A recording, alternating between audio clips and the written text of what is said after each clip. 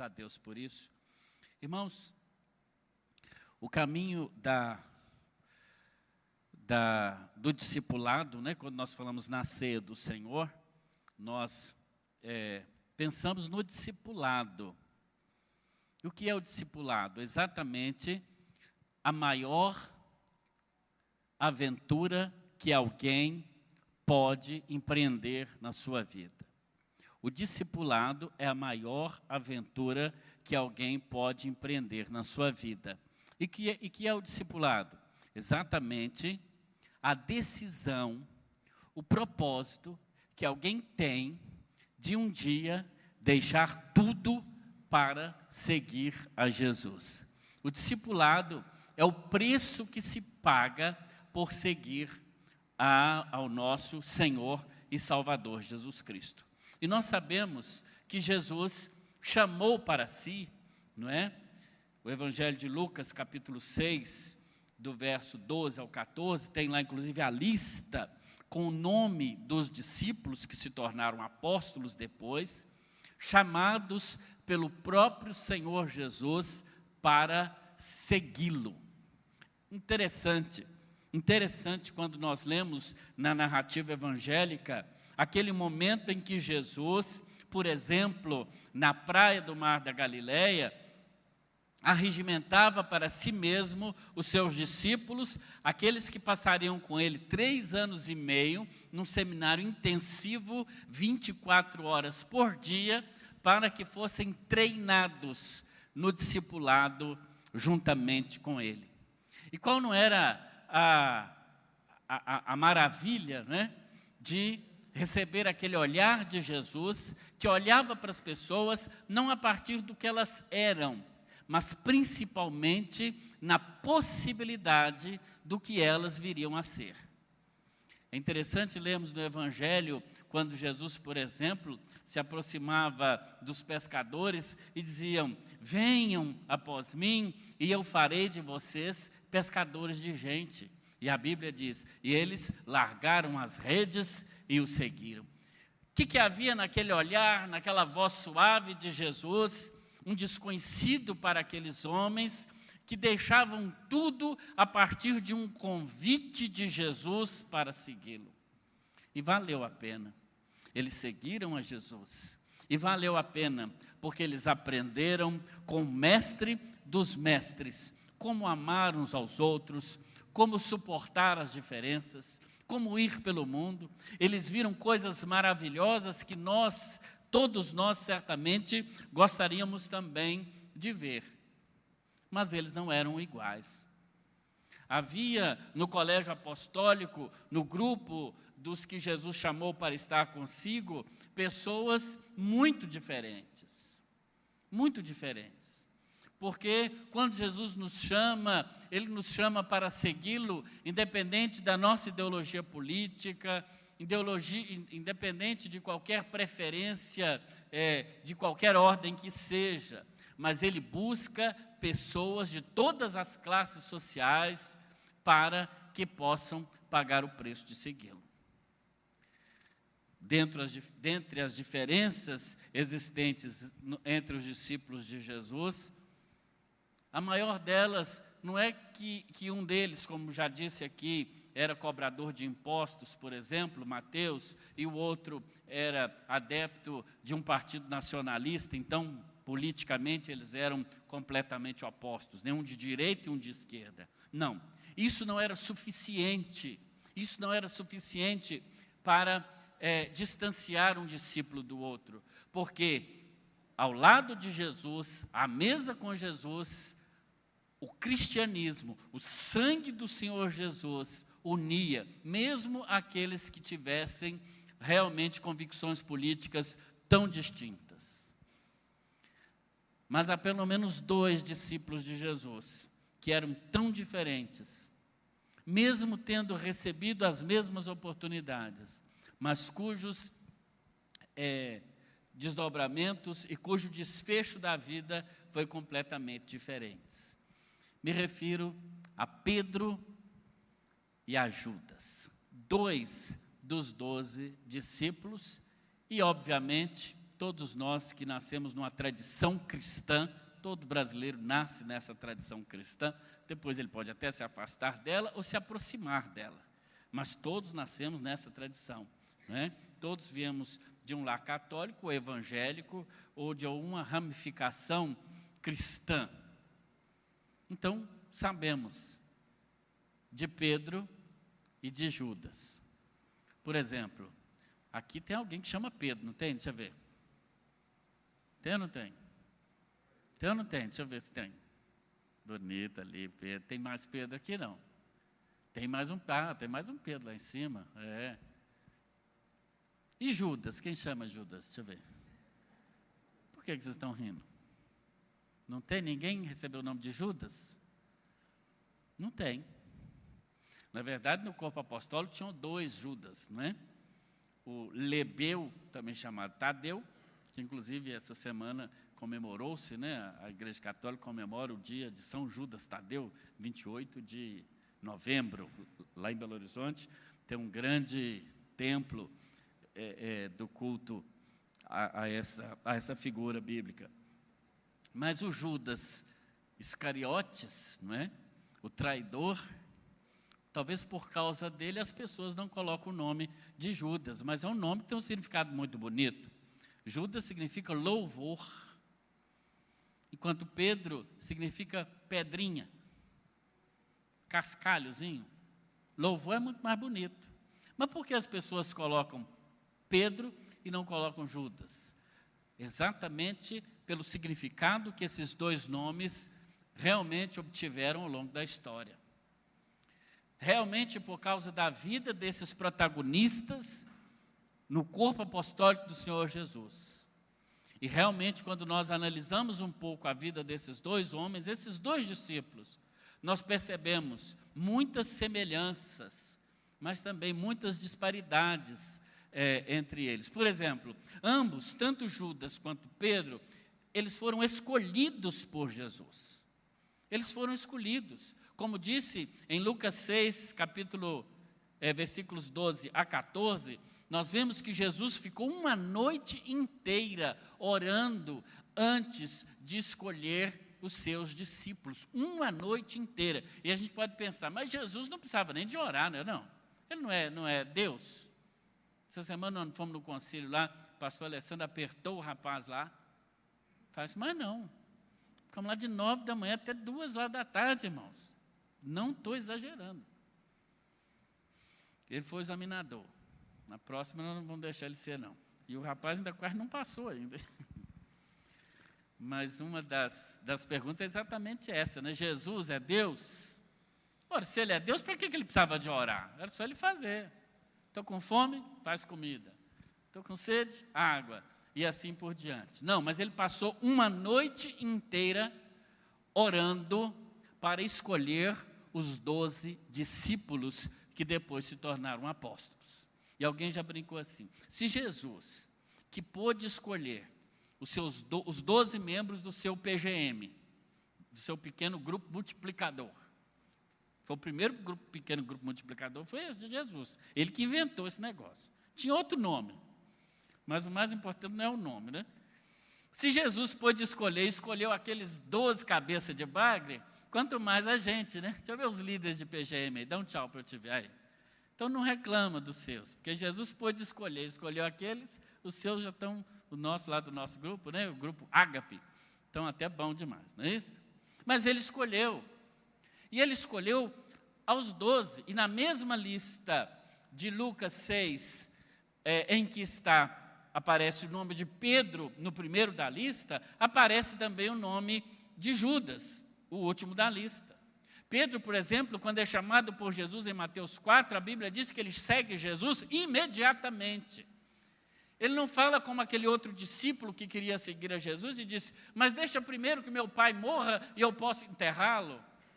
Ou deixa primeiro que eu despeça dos meus pais. Não. Ele segue a Jesus imediatamente. Jesus, quando chama Pedro, ele não se decepciona. Mas na trajetória nós vemos que Judas, me refiro aos Iscariotes, ele foi diferente de Pedro. Parece-nos que ele não escolheu seguir Jesus, mas ele escolheu o seu próprio coração. E talvez Judas se decepcionou com Jesus. Há muitas conjecturas. Talvez uma delas é que ele, por exemplo, tivesse um plano político, que ele pensasse que Jesus de fato seria um rei político que iria reinar, se assentar no trono e libertar Israel do jugo romano para fazer dela uma nação próspera. Como muita gente ainda hoje pensa e crê que Jesus vai voltar para estabelecer um reino temporal, não é? Por mais absurdo que isso soe para mim, por exemplo, não é? Mas talvez Judas tivesse esse pensamento. Não, Jesus vem para ser o rei. E eu estou junto com ele, sou do partido dele, estou aí na campanha política por ele. Talvez ele visse os sermões de Jesus, não como sermões para mudança de vida, mas como discursos políticos, como palanque. E por isso, talvez, ele se decepcionou, porque ele já tinha preconcebido uma ideia de quem era Jesus e do que era Jesus, e como essas suas expectativas a respeito de Jesus não se confirmaram, ele talvez se decepcionou e então se pôs como um candidato a atraí-lo. Ambos também, quando falharam, ou antes de falhar, eles foram alertados por Jesus, mostrando que o mesmo amor que Jesus desvelou a Pedro, ele desvelou também a Judas. Os irmãos se lembram, por exemplo, no Evangelho de Lucas, capítulo 22, especialmente no versículo 32, quando Jesus diz a Pedro: olha, Satanás, Pedro, me pediu para cirandar você, para botar você na roda, para peneirar você. Mas o que Jesus diz? Eu roguei por ti para que a sua fé não desfalecesse. Veja que Jesus, quando nos chama para segui-lo, Ele mesmo roga por nós, Ele mesmo ora por nós, Ele mesmo, quando passamos por momentos difíceis, Ele mesmo se coloca ao nosso lado, como por exemplo, em Atos capítulo 11, quando o apóstolo Paulo está preso, quando o apóstolo Paulo foi preso exatamente por pregar o evangelho de Jesus, a Bíblia diz que Jesus, então, o próprio Jesus, aparece do lado dele e diz: coragem, Paulo. Jesus é esse, que no momento da aflição, da dificuldade, não é? Ele se coloca ao nosso lado e diz: coragem.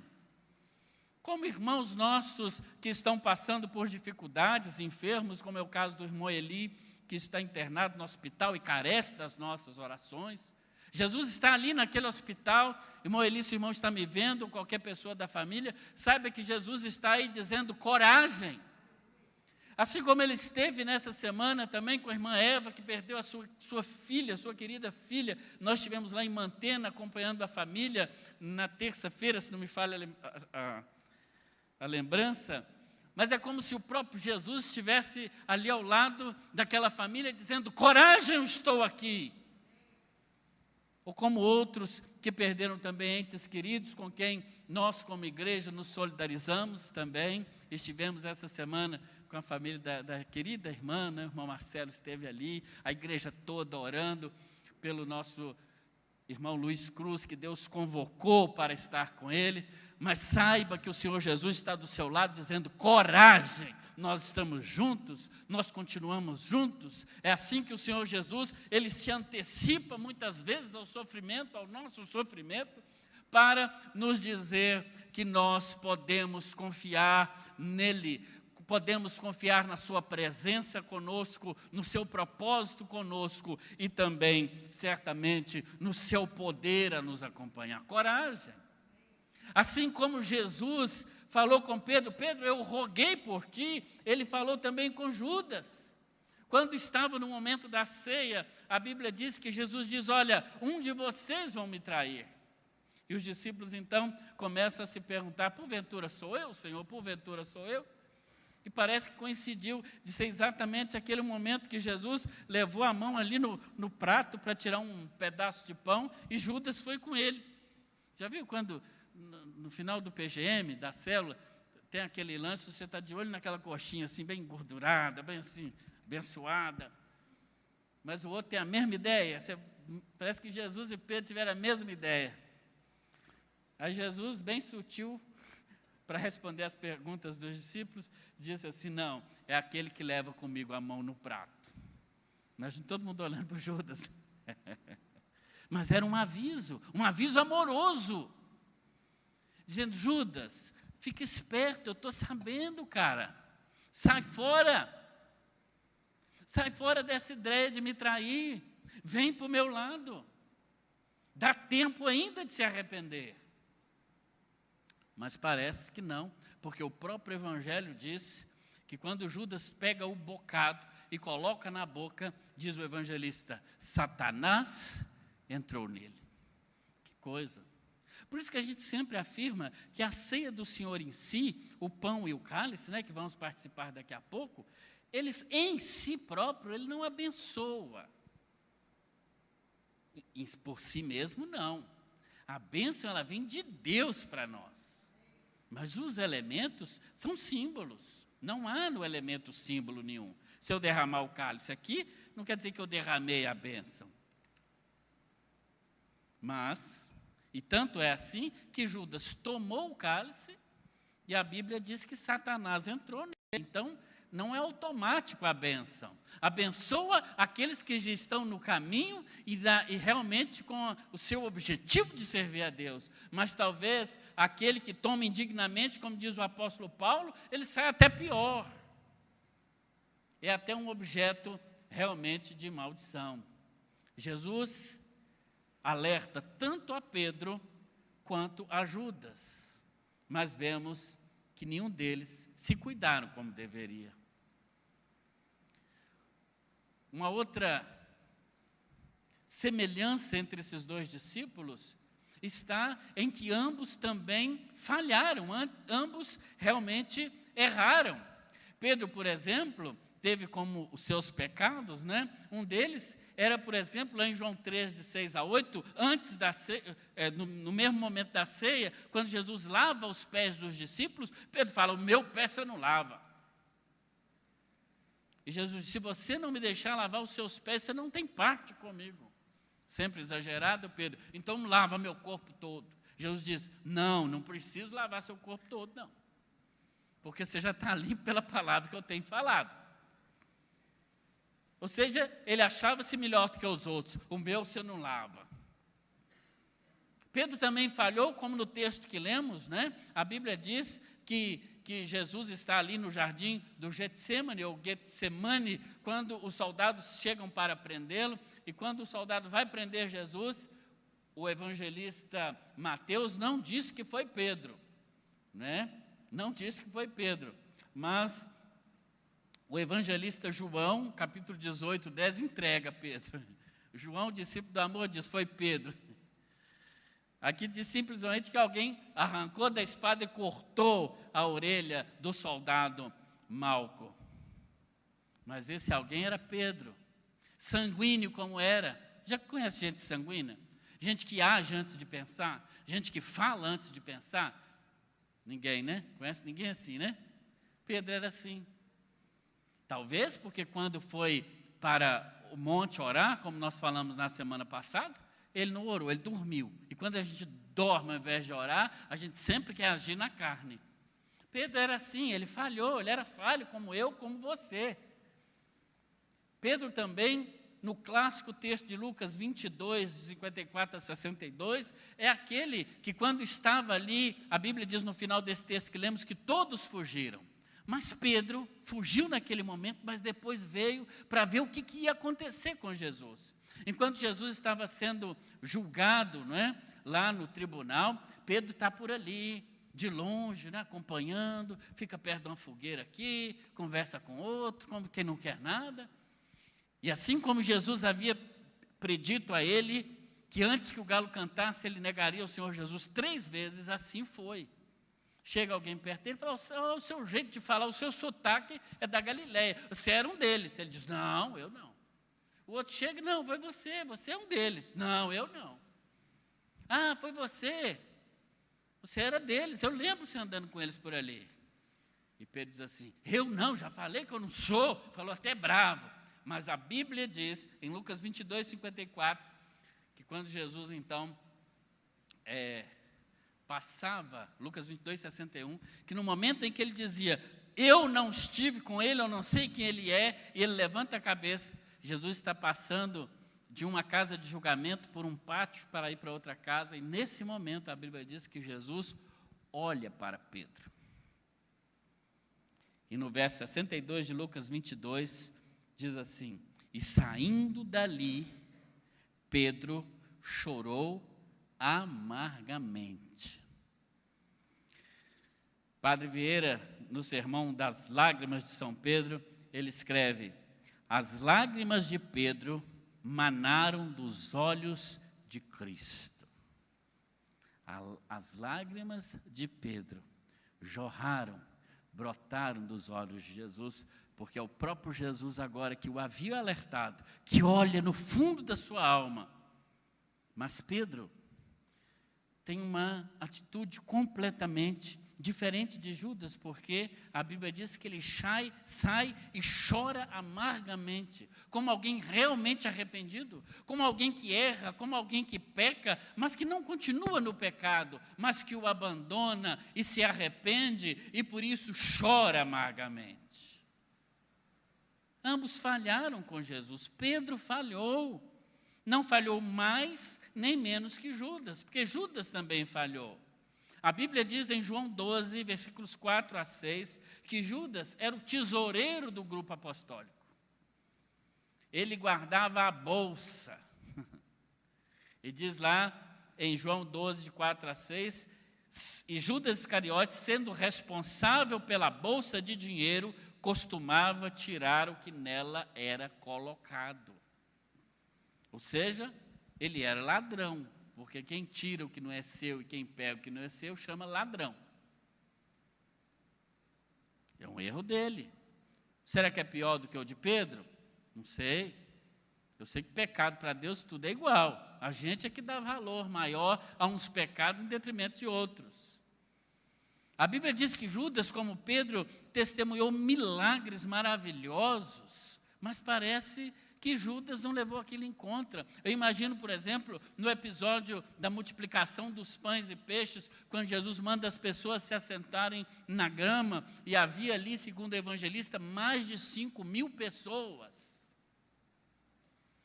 E então os discípulos passam a distribuir. E eu imagino, esse é um daquelas fitas que eu quero ver, viu, Ronaldo, lá no céu. Eu imagino, pastor Alessandro, tinha 5 pães e 2 peixes, não é isso? 5 pães e 2 peixes. Eu sempre fui ruim de matemática. Eram 2 peixes. Mas eu imagino passando os 2 peixes, viu, Elcio? Aí tira um, daqui a pouco aparece mais 2. O outro tira mais 1, mais 3. Quanto mais tira, mais aparece peixe. E Judas viu isso. Ele estava com um daqueles cestos, caminhando no meio da multidão e vendo o milagre acontecer.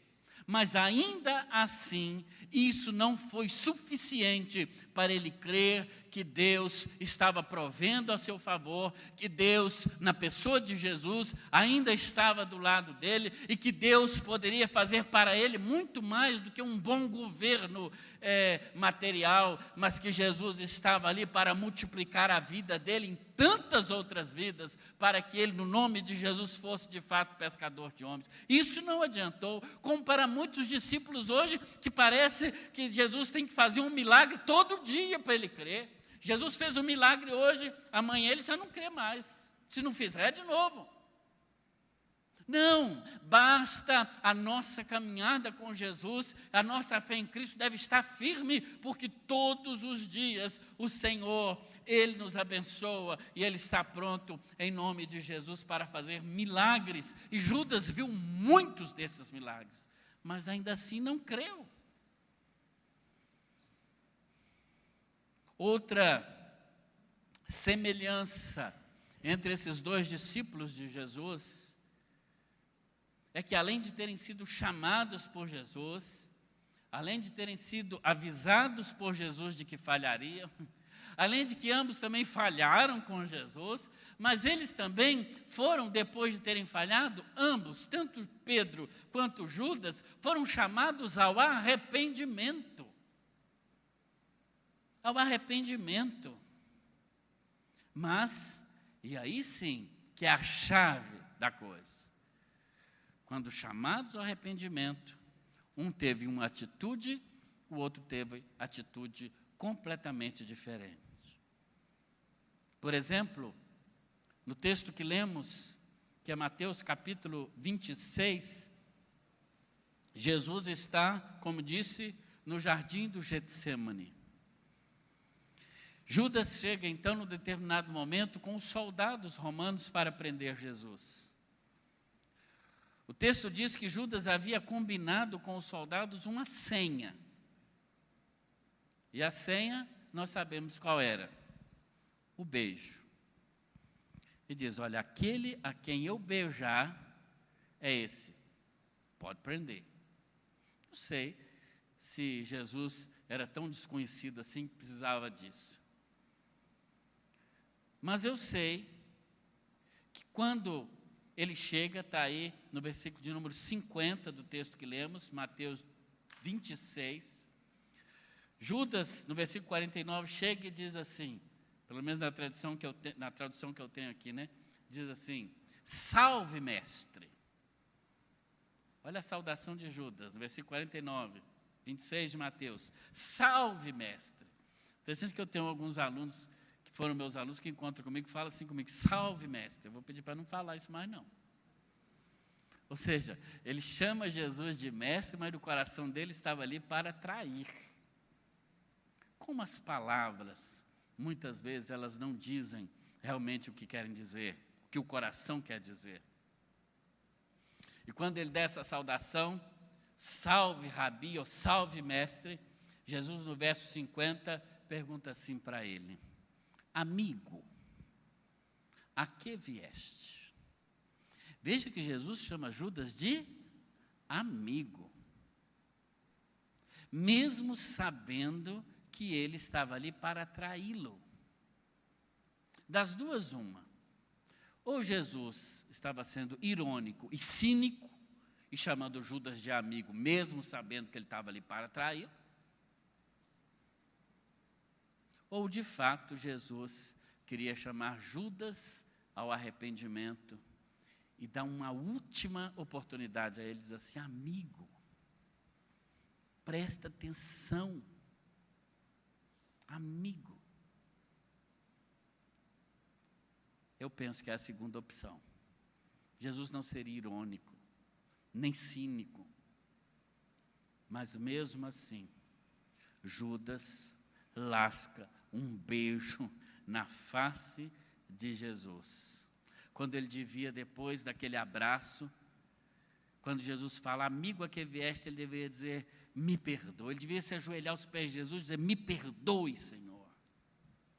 Eu estou pronto até para morrer com você agora, para ser preso junto com você. Me perdoa. Não, ele conclui o seu intento. E ouve de Jesus, é Lucas quem registra, capítulo 22, 48. Amigo, com um beijo, você trai o Filho do Homem? Com um beijo. Pedro também foi chamado ao arrependimento do seu pecado. Em João capítulo 21, versículo 3, a Bíblia diz, depois que Pedro traiu a Jesus, e Jesus de fato foi crucificado, não é? Mesmo Jesus tendo aparecido para eles naquele mesmo dia, no domingo da ressurreição, eles estavam no cenáculo, talvez à noite ou à tarde, parece que na segunda-feira Pedro pensou bem e falou assim com os outros discípulos, eu vou pescar, João 21, versículo 3. Eu vou pescar. Olha, Jesus ressuscitou, está tudo muito bem. Mas Pedro talvez pensasse assim, um cara como eu, que traiu ele por 3 vezes, não sou digno de pregar o nome dele. Como assim? A hora que eu começar a falar sobre Jesus, qualquer pessoa vai dizer, mas você traiu ele, eu estava lá, você falou que não era. Você já teve esse medo assim? De por causa do seu passado, as pessoas talvez te acusarem de não ser discípulo de Jesus, eu acho que Pedro teve esse medo. Então ele falou com os outros discípulos assim, olha, eu vou voltar a pescar, estou fora desse negócio de ministério, discipulado, eu não passei na prova final. E a Bíblia diz, lá em João 21, veja bem o perigo da má influência. Os outros discípulos vão atrás dele, porque Pedro era um líder. A pessoa que é líder, ela é líder. O líder não é líder porque tem um cargo. O líder é líder porque ele é líder, tendo cargo ou não tendo cargo. Ele é um líder. A hora que Pedro desistiu, todo mundo desistiu, por isso você precisa ter cuidado. Até com o que você fala, porque alguém pode te seguir. Para o caminho errado, inclusive. Eu vou sair dessa igreja, você está influenciando outros. Ou vou fazer isso, fazer aquilo, enfim. Cada um recebe como o Espírito Santo te mostrar isso que eu estou dizendo aqui. Eu sei que ele foi e os discípulos foram. Ele queria desistir de tudo. Já te aconteceu de querer desistir de tudo? Chutar o balde, jogar tudo para cima? Deixa eu ver quantas vezes eu já pensei. Só hoje. Mas olha que versículo maravilhoso. João 3, ele diz, eu vou pescar, vou embora, desisto. João 21, 4, a Bíblia diz assim, ao amanhecer, Jesus estava na praia. Oh, glória a Deus. Ele está lá desistindo. Ele está lá abrindo mão de tudo. Ele está lá no alto mar tentando pescar alguma coisa, porque ficou a noite toda, não conseguiu pescar nada. Mas, de manhã cedo, Jesus estava na praia. Olha aqui para mim, em nome de Jesus. Quantas vezes você já pensou em desistir? Quantas vezes você falou, eu vou chutar o balde. Esse PGM está por fora. Esse povo, se eu não buscar todo mundo em casa, ninguém vem. Quando chove, não aparece ninguém.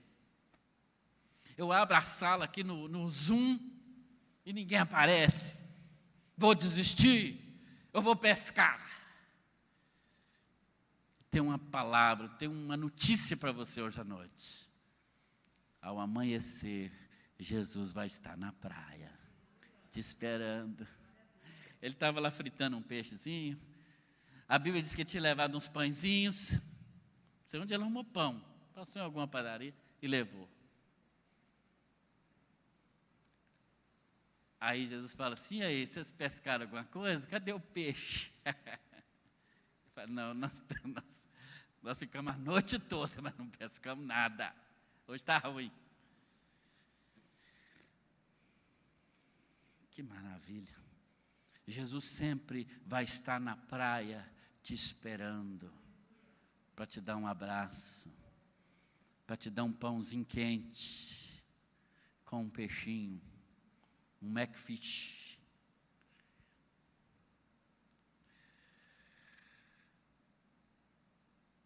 E aí, ainda em João 21, a hora que todo mundo vem para a praia, come um peixinho dali, come um peixinho de cá. Jesus chama Pedro no canto e pergunta a ele assim, ô Pedro, vem cá. O Kefa, esse era o nome dele, né? Kefa. Pedrinha. Vem cá. Você me ama mais do que todos esses aí? Você me ama mais do que todos? Ele diz, Senhor, o Senhor sabe que eu gosto muito do Senhor. No original grego, a palavra amor, ela é diferente para gostar e para amar de todo o coração. Gostar é filéu, ou filia. Amar é agapau, ou ágape. O Senhor sabe que eu gosto muito. Ele não tinha condição de dizer para Jesus que amava, porque Jesus podia falar assim, seu safado. Então por que você me negou 3 vezes? Jesus pergunta de novo, não é isso que eu estou te perguntando não, Pedro. Eu estou perguntando o seguinte, você me ama mais do que todos esses aqui? Ele diz, eu gosto muito do Senhor, nós somos parceiros Eu gosto muito. Jesus pergunta com ágape, ele responde com filéu.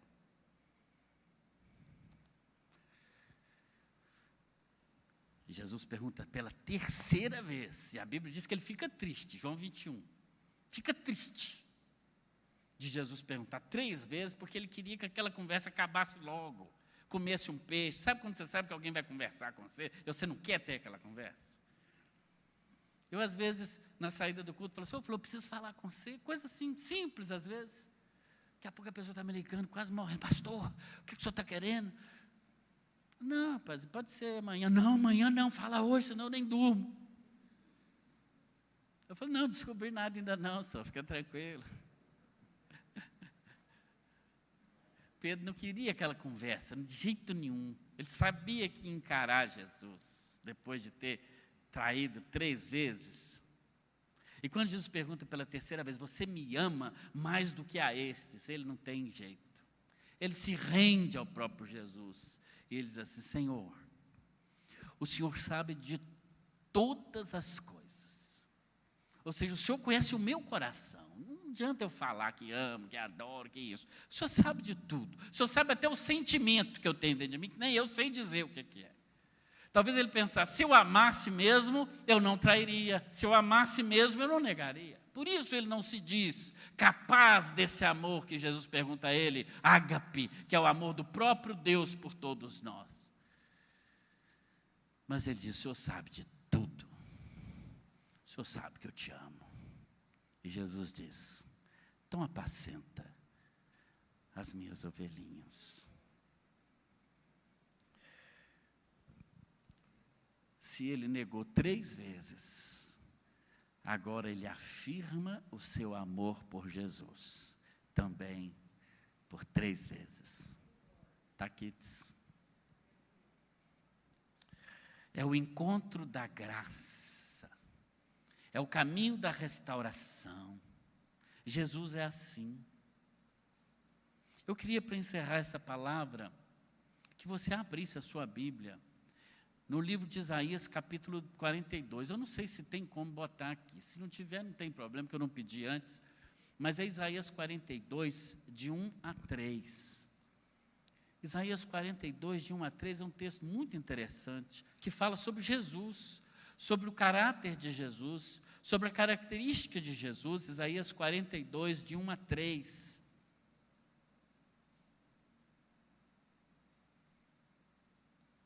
Isaías 42, está aqui, que bom. Olha que texto maravilhoso, olha, se você quiser ler aqui ou acompanhar aí, não tem problema. Eis aqui o meu servo, está falando de Jesus. É Isaías, quase 500 anos antes de Jesus, falando sobre Jesus.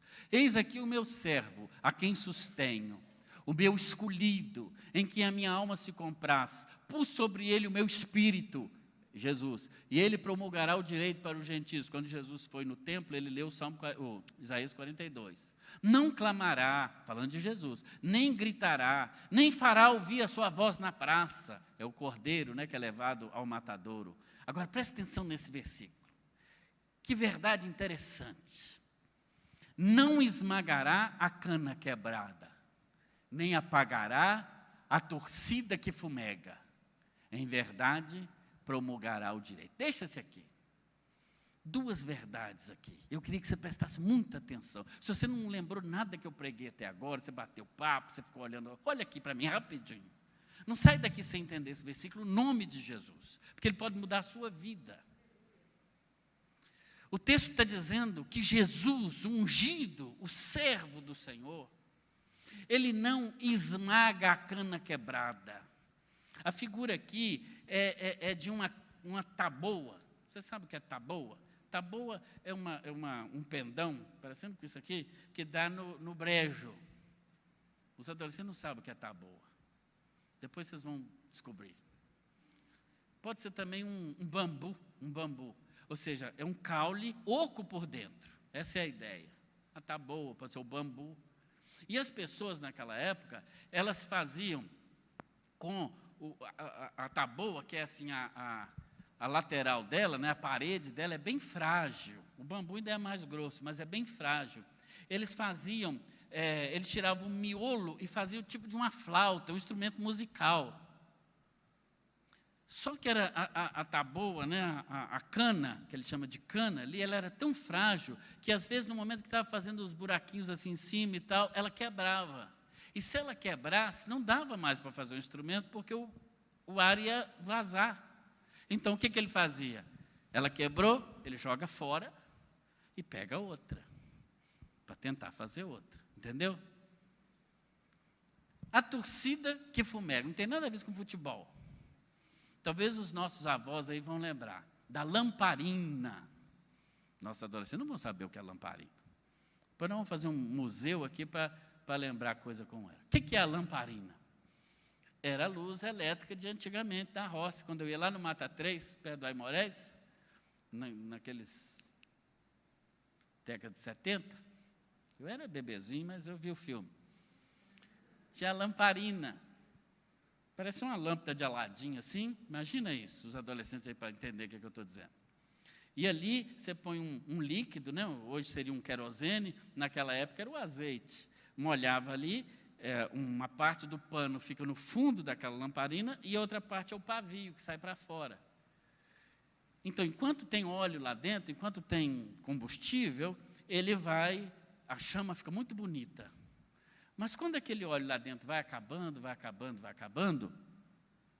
o pavio, ele começa a dar uns tique nervoso, assim, uns tchutchu, e começa a cheirar mal, e começa a dar uns bugs, assim, pá. Aí cheira mal, sai uma fumaça muito preta. Aí o que o dono da lamparina faz? Pega a lamparina, tira tudo, joga fora e faz outra. Joga aquela torcida ali, um tipo de um barbante, né, que enrola assim para durar mais tempo. Quando a gente vai fazer churrasco, a gente faz isso, né, com papel, não é? Enrola ele bem, coloca óleo, acende o fogo, não é assim? Para ele durar mais tempo. Essa é a mesma filosofia. Mas olha aqui para mim. Jesus, ele não joga fora a cana quebrada. A cana é Pedro, que quebrou um pouquinho. A cana é Judas, que Jesus tinha um objetivo em fazer um instrumento musical bonito, mas quebrou. A Bíblia está dizendo 500 anos antes, ele não joga fora a cana só porque quebrou. E nem a torcida, o pavio que começou a fumegar. Não, ele coloca mais óleo, ele coloca mais unção, ele investe ainda mais na sua vida. Essa cana quebrada sou eu, essa torcida que fumega sou eu, essa cana quebrada talvez seja você. E talvez você, como Pedro, pensasse, não, eu não quero encontrar com Jesus, eu falhei. Mas Jesus vem e chama os dois ao arrependimento. Eu quero dizer a você hoje à noite, em nome de Jesus, que Jesus não nos dispensa quando nós quebramos ou apagamos, mas Ele investe ainda mais em nós, nos dá uma nova unção e nos reveste ainda mais da sua misericórdia. No caso desses dois discípulos, e agora estou terminando mesmo, o que mudou a história de ambos não foi o tempo que caminhou com Jesus, porque eles caminharam com Jesus o mesmo tempo, viram as mesmas coisas, tiveram as mesmas oportunidades, foram chamados ao arrependimento, mas um teve remorso. É o caso de Judas. Judas é aquele camarada que pensou que tinha ido tão longe que não tinha mais volta. A Bíblia diz em Mateus 27 que ele reconheceu o seu pecado. Ele recebeu as 30 moedas de prata e correu para o templo. E ali ele se encontrou com o sacerdote. E a Bíblia diz que ele diz assim ao sacerdote, olha, eu pequei, eu traí o sangue inocente. Ah, Judas, você podia ter ido em quem pode perdoar, sacerdote não pode, a religião não pode. A Bíblia diz que ele jogou aquelas moedas para o templo lá fora e saiu correndo. E a Bíblia diz, o evangelista Mateus diz, ele foi se enforcar. Com aquele dinheiro eles compraram um terreno, chamou-se Campo de Sangue. Judas teve o destino que ele escolheu. Foi chamado filho da perdição. Ele teve remorso. Reconhecer o pecado apenas não é suficiente. É preciso reconhecer o pecado, mas ir a quem pode perdoar. E só tem um que pode perdoar pecados. É Jesus Cristo. Porque foi o único que morreu na cruz do Calvário. Em 1 João capítulo 1, versículo 9 diz que se confessarmos os nossos pecados, Ele, Jesus, é fiel e justo para nos perdoar os pecados e nos purificar de toda injustiça. Pedro foi diferente. Ele disse, Senhor, o Senhor sabe tudo, o Senhor sabe que eu te amo. Pedro viu o reino de Deus com poder em Atos 2, quando o Espírito Santo desce sobre a igreja, ele está ali, e depois ele começa, inspirado pelo Espírito, tomado pelo Espírito, ele ensina e quase 3.000 pessoas se convertem. Ele anuncia o reino de Deus com ousadia na porta do templo, chamada Formosa, quando um homem coxo, aleijado de nascença é curado. O desfecho da história de ambos é que define, até mesmo hoje, se nós botamos o nome do nosso filho de Pedro ou de Judas. Percebe que ambos traíram? Judas por dinheiro e Pedro por medo? Ambos viveram com Jesus e viram os milagres. Mas, infelizmente, tomaram decisões diferentes. E essas decisões mudaram até o dia de hoje a eternidade deles.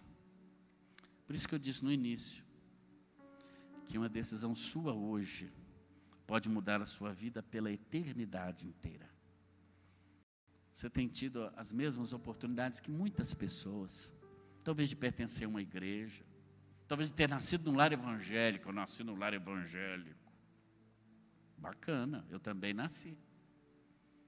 Mas isso não faz de nós melhor do que absolutamente ninguém. Se não reconhecermos o nosso pecado, a nossa falha, e entregarmos a nossa vida àquele que morreu no nosso lugar. É Jesus que está na praia hoje. Ele está te chamando. Assim como ele foi em busca de Pedro, ele vem em busca de você de novo, na mesma praia que ele chamou Pedro lá atrás, ele apareceu de novo. Ele está aqui na mesma praia. Você me ama? É a pergunta que ele te faz hoje à noite. Você me ama mais do que tudo? É a pergunta que ele te faz. Talvez você tenha errado, tenha falhado como discípulo, e todos nós falhamos. Mas a questão não é essa. A questão é quando somos chamados ao arrependimento, nós temos a capacidade de nos humilhar e dizer, Senhor, o Senhor sabe de tudo. Eu entrego a minha vida a Jesus. Judas, por que você não voltou e foi para o pé da cruz? E mesmo Jesus crucificado dali, teria se salvado na cruz, não apenas o ladrão que estava à sua direita, mas a você também, que era ladrão como ele. Por que, Judas, você não foi? Por que você não vai a Jesus agora? Eu queria que você baixasse sua cabeça agora, em nome de Jesus, e pensasse sobre o que eu falei. Que tipo de discípulo você tem sido? Como Pedro, como Judas? Eu sou como Judas. Quantas vezes em pensamento, até em atos, eu tenho traído o meu Senhor. Quantos beijos eu tenho dado que não são o que parece. Talvez você seja assim também. Mas na presença de Jesus, basta você se ajoelhar na presença dele e dizer, Senhor, me perdoa. Eu quero ser um discípulo seu, de verdade. Talvez seja como Pedro, fala sem pensar, age, intempestivo, mas com um coração humilde. Talvez você tenha pensado que por ter estado com Jesus e ter falhado com Ele, não tem caminho de volta. Eu quero dizer, tem caminho de volta, sempre tem. É você que escolhe o desfecho dessa história. Reafirme hoje, meu irmão, em nome de Jesus, o seu amor ao Senhor. E diga, o Senhor sabe que eu te amo. Eu quero orar pela sua vida. Qualquer pessoa nesse auditório, membro aqui da igreja, de outra igreja, membro de nenhuma igreja, se essa palavra falou no seu coração, eu quero orar pela sua vida. Eu queria apenas que você se colocasse em pé. Aqueles que querem tomar uma decisão agora, a partir do que ouviram. Você que está em casa, está aparecendo aí para você um código também, para você tomar uma decisão. Entregue sua vida a Jesus. Entregue sua vida a Jesus hoje. Capture esse código que está aparecendo, ou ligue para o WhatsApp que está aí na sua tela. Esse é o meu WhatsApp pessoal. Diga, pastor, eu tomei uma decisão hoje. Eu estarei orando para você, retornando essa ligação. Você que está em casa. Glória a Deus. Há pessoas aqui que estão dizendo sim. A igreja esteja em oração. Meu irmão, minha irmã, se você também tem querido agora fazer um novo compromisso com Jesus, esse é o momento de você fazer isso. Talvez você nunca abandonou Jesus como Pedro, mas está negando Ele com sua vida, com suas atitudes. É hora de você dizer, olha, para mim chega, Senhor, o Senhor sabe que eu te amo. 2 jovens estão dizendo isso hoje. 2 vidas jovens, que bênção, que maravilha. Oh Deus, muito obrigado. Há mais pessoas na galeria, talvez? Alguém que quer dizer assim, sim, pastor, eu estou entendendo isso que o Senhor está dizendo. Eu quero ser discípulo. Eu quero ser discípulo. Graças a Deus, mais um jovem.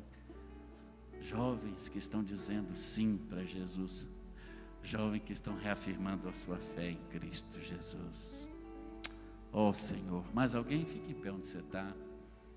Pedir para algum membro da igreja que está perto dessas pessoas para se aproximar aí, em nome de Jesus, fazer uma oração por ela, perguntar o nome, fazer uma oração, em nome de Jesus, em nome de Jesus. Amém, graças a Deus. Ó Pai, nós te louvamos por Jesus, te agradecemos, ó Deus, porque o Senhor sempre vem ao nosso encontro e ao nosso favor. Dá que possamos, ó Deus, sermos discípulos cada dia mais parecidos contigo. E dá que ao participarmos agora da ceia do Senhor, possamos fazer isso com inteireza de coração. Participando da ceia. Tanto Pedro quanto Judas participaram daquela última ceia. Mas apenas o coração de um estava com o Senhor. Que o nosso coração esteja contigo, Pai, em todo momento, em todo tempo.